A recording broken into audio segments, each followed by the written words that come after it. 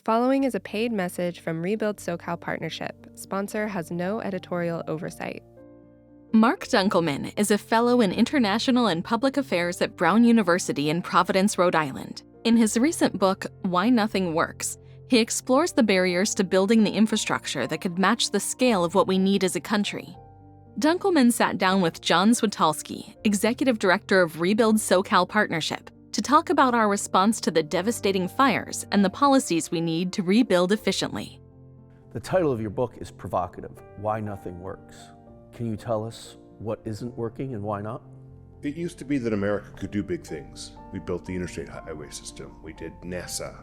We built housing all over the country. We built enormous water systems and dams. We're not building big things anymore. That's because we've created a system where there are so many vetoes. No one has the authority to sort of say, here are a whole bunch of costs and benefits to doing this big thing. I will weigh them against each other and make a decision. And that's because of reforms that we've made basically since the 1960s and 1970s.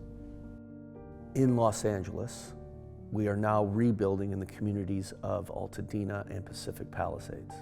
We hear that the cleanup is being done efficiently. Does it seem like that kind of efficiency is only done in time of emergency? The other major example of that is rebuilding of 95 in Pennsylvania after it collapsed. There was a moment in time when people with too much discretionary power abused it and did things to people who were powerless that were outrageous, but we've now overcorrected. And so in too many cases, absent a crisis, you've got a situation where it's almost impossible to get good projects done. A central critique in your book is how we approach infrastructure as a society. Why is that?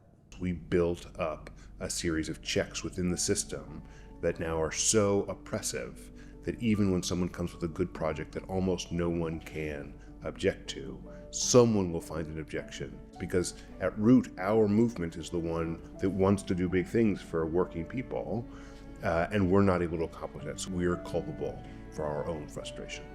You argue in your book that people don't like concentration of power. Can you talk about how that impacts infrastructure?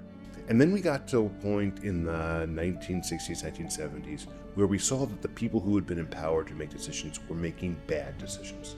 The lesson that progressives took from that was that powerful individuals couldn't be trusted. But if you're going to do a big project, there are going to be costs and benefits, and someone needs to be able to weigh them. We need to make it so that everyone has a voice, but that no one has a veto. What happens to a society that can no longer build what it needs? We're in a situation right now where we can't build what needs to be built.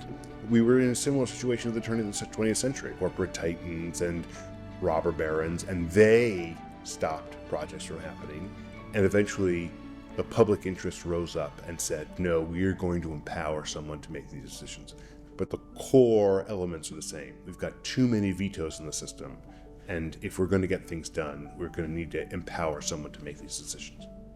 We are going through a period of government reform in Southern California. What advice can you give to streamline the bureaucracy? Even if I don't get the outcome that I want, what would be a process that would make me feel as though my concerns were heard and I will accept the outcome at the end of the day?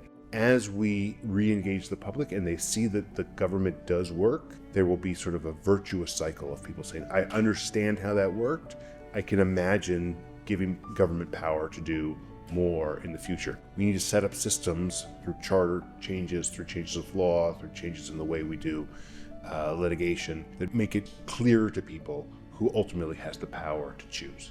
What new story do we need to tell so that people realize that infrastructure projects can be built and have a positive impact on their lives?